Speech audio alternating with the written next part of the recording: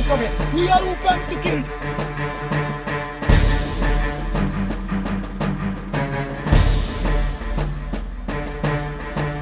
রাজপথ থেকে সংসদ, সময়ের এই দীর্ঘ পথ চলায় পোশাক বদলায়, অবস্থান বদলায়, বদলায় পরিচয়।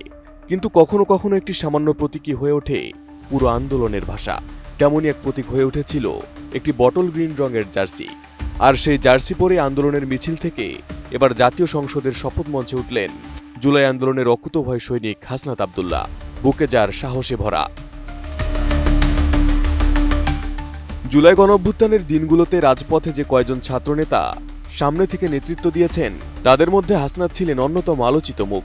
সহযোদ্ধাদের কাছে তিনি পরিচিত জুলাইয়ের ক্যাপ্টেন নামে। 2024 সালের উত্তাল জুলাই, রাজধানীর আন্দোলনমুখর দিনগুলোতে প্রায় প্রতিদিনই তাকে দেখা যেত একই জার্সিতে, কখনো উত্তাল শাহবাগে, কখনো নিজ ক্যাম্পাসের উত্তাল বিক্ষোভে। এমনকি ডিবি কার্যালয়ে বন্দী অবস্থাতেও সেই একই জার্সিতেই দেখা মেলে হাসনাতের। এবং গণঅভ্যুত্থানের শেষ দিন পর্যন্ত ওই একই রঙের জার্সি পরেছিলেন হাসনাত। আমাদেরকে মেরে তারপরে যে কোনো সিদ্ধান্ত বাস্তবায়ন করতে হবে। We are open to kill. Finish. আপনার ঘরবাড়ি ও আঙ্গিনার সকল কীটপতঙ্গ ধ্বংস করে। সবুজ সেই জার্সির সামনে ছিল ঢাকা বিশ্ববিদ্যালয়ের লোগো, আর লেখা ছিল তার বিভাগের নাম ইংলিশ। পেছনে ইংরেজিতে ছিল হাসনাত, সঙ্গে জার্সি নম্বর 10।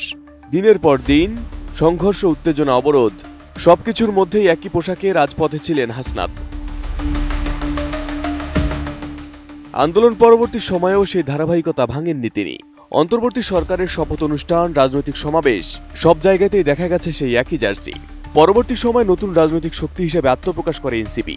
দলটির সূচনা অনুষ্ঠানেও হাসনাত মঞ্চে ওঠেন সেই পরিচিত জার্সিটি পরেই। ত্রয়োদশ জাতীয় সংসদ নির্বাচনে কুমিল্লা 4 আসন থেকে প্রার্থী হয়েছিলেন হাসনাত আব্দুল্লাহ।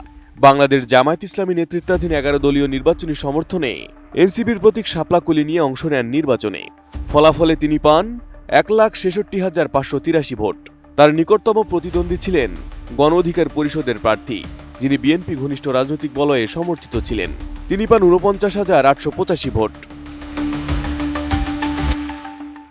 17 ফেব্রুয়ারি নবনির্বাচিত সংসদ সদস্যদের শপথের দিন। বেলা 11:30টার দিকে জাতীয় ভবনে প্রবেশ করতে দেখা যায় হাসনাতকে, পরনে সেই পুরনো আলোচিত জার্সি। রাজনীতির আনুষ্ঠানিকতার ভিড়ে তার এই উপস্থিতি ছিল একেবারেই আলাদা। যেখানে অন্যরা এসেছেন স্যুট পাঞ্জাবিতে, সেখানে তিনি বহন করেছেন আন্দোলনের স্মারক। যেন সংসদের করিডরে ঢুকে পড়েছে রাজপথের ইতিহাস।